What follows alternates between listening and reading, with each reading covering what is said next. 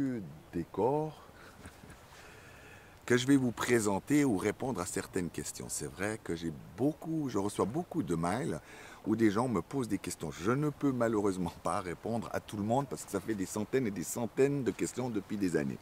Je vais répondre peu à peu à beaucoup de ces questions. Comme ça, les gens auront aussi à la fois des choses plus longues et à la fois des choses courtes. Alors, que veut dire la médecine des 4 corps ou médecine holistique? Je vais vous expliquer ça en 6-7 minutes et aussi, surtout, qu'est-ce qu'il y a besoin pour maintenir en santé et que l'énergie circule dans tous ces corps. Alors, premièrement, médecine des 4 corps. Tout d'abord, on a connu ça sur la médecine des 3 corps. Et ça montre déjà un gros problème sur Terre. C'est qu'on a oublié le corps émotionnel. Alors maintenant, on peut appeler ça la médecine des 4 corps ou médecine holistique. Alors il faut savoir que pour être en bonne santé, que pour être fluide, pour avoir beaucoup d'énergie et en somme pour être heureux, il y a besoin de nourrir ou d'avoir une hygiène pour ces 4 corps. Alors je vous explique. Nous avons d'abord le corps physique, celui-ci, vous le comprenez bien, vous le voyez bien. Alors, on n'a pas encore dévoilé tous les secrets, mais vous savez déjà que pour être en bonne santé, il faut un peu de mouvement dans votre corps. Un petit peu de sport, de la marche, un peu de natation. En somme, le corps a besoin de mouvement, pour décharger les toxines et pour faire circuler les émotions. L'ego va justement faire l'inverse, c'est que vous allez être de plus en plus statique. Même quand vous prenez du poids, vous dites « Oh, je ne peux plus me déplacer ». Alors c'est exactement l'inverse. Plus vous allez le mettre en route, mieux c'est. Bien sûr, pas dans l'autre extrême, où on est dans le sport de compétition, où en somme, ce qui nous motive, c'est plus d'être bien physiquement, mais c'est la compétition, la recherche d'être reconnu et premier. Ça, c'est toxique pour le corps. Il y a qu'à le voir chez des professionnels. Souvent, finalement, ils finissent en très très mauvaise santé. Alors, ce corps physique, d'accord, que vous voyez ici, en somme, ce qui est merveilleux, c'est qu'une seule de ces cellules est capable de vibrer à un tel taux qu'elle a la connaissance presque de tout l'univers.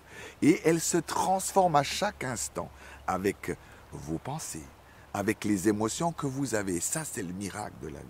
Mais plus encore, elle reflètera toutes les sous-personnalités, les facettes que vous avez de vous. Donc si c'est des facettes malades qui sont là, la cellule va commencer à vibrer de plus en plus bas pour devenir malade. Et bien sûr, comment ne pas parler de l'alimentation?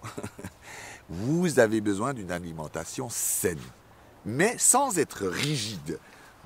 Admettons bien sûr tout ce qui est végétaux, d'accord, aliments crus, fruits, légumes, tout ça est bien sûr très très bon pour la santé. C'est ça qu'on a besoin de beaucoup, comme des jus de fruits, de l'eau, à la place peut-être des eaux gazeuses, du coca ou des choses comme ça qui sont toxiques.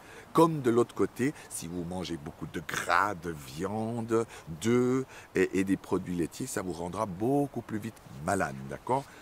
Ce n'est pas vrai. Nous n'avons pas besoin pour notre corps physique d'aliments comme la viande et le produit laitier. C'est complètement hors propos en réalité. Mais pour être souple aussi, nous sommes ici sur Terre pour apprendre. Donc le docteur Christian Thalschaler a inventé les 3 V. Vivant, varié, végétal. D'accord? Ça veut dire que vous allez, avec un bon mélange, pouvoir, en somme, soit manger d'une manière, comment dire, très varié parce que vous aurez droit, dans les vacances, à être un peu plus large, en osant prendre peut-être un peu d'alcool, un peu quand même de poisson ou de poulet, bref, vous aurez cette liberté-là et je crois que c'est parfois en étant libre, c'est une question de proportion. En somme, ça ne devrait pas dépasser 20% de votre alimentation, tous les produits qui sont vraiment très toxiques. D'accord ? Maintenant, parlons un peu du corps émotionnel, le délaissé, le mal-aimé de tous les corps. C'est pourtant celui-ci que les enfants adorent, c'est grâce à celui-ci qu'ils sont tellement vivants, connectés, joyeux, heureux et en bonne santé. Alors ce corps émotionnel, contrairement à ce qu'on croit, il y a quelque chose vraiment de très simple pour qu'il soit en bonne santé. D'accord? Il y a besoin de vivre nos émotions. Vous avez besoin de rire. Vous avez besoin que vos pleurs puissent sortir de votre corps. Que la colère, vous n'allez pas la garder à l'intérieur, ni la refiler à votre voisin, d'accord? Parce que ces émotions-là, si elles circulent, vont faire que l'énergie circule dans votre corps, donc vous n'allez pas être malade. Qu'est-ce qui fait les maladies?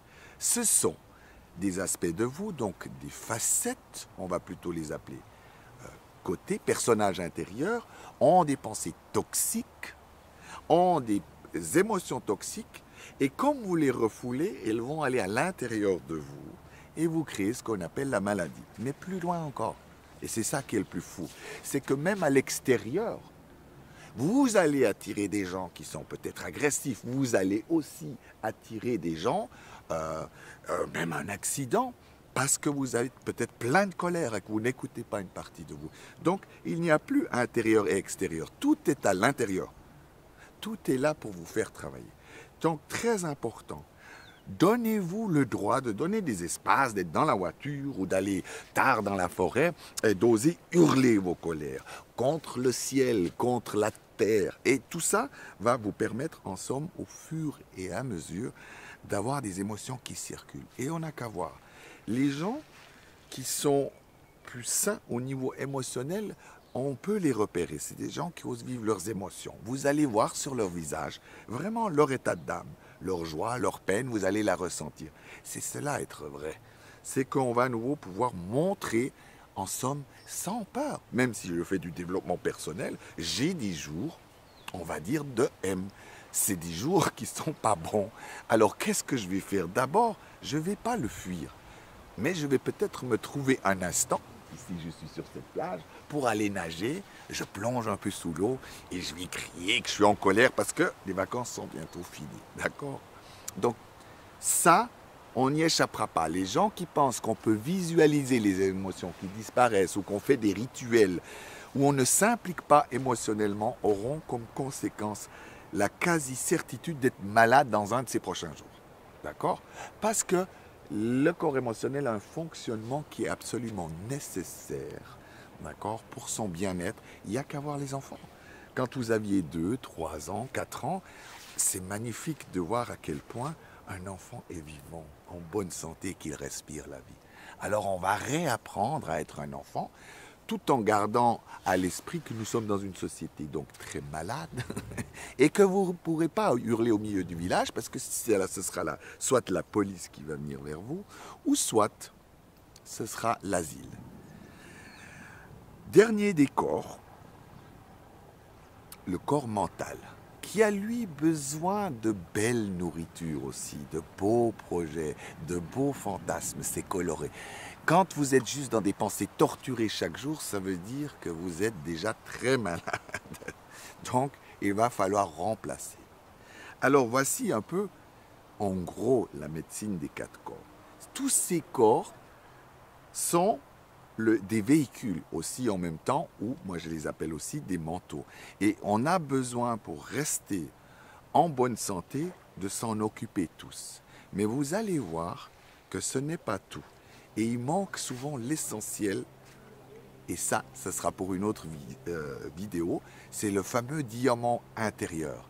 Les SPPA, les personnages intérieurs qui sont à la source de tous nos succès, de tous nos maux, de nos malheurs, de notre santé ou de notre mal-être. Et ça, c'est quelque chose à la fois de nouveau et de percutant, mais en même temps, qui a déjà été enseigné, mais dont on n'a pas tenu compte, parce que nous avons peur de vivre, parce que intellectuellement, ça nous était beaucoup plus confortable de rester dans la philosophie de l'ego, c'est-à-dire être statique et attendre que le changement arrive. À bientôt. Merci de m'avoir suivi pour la médecine des 4 corps et holistique.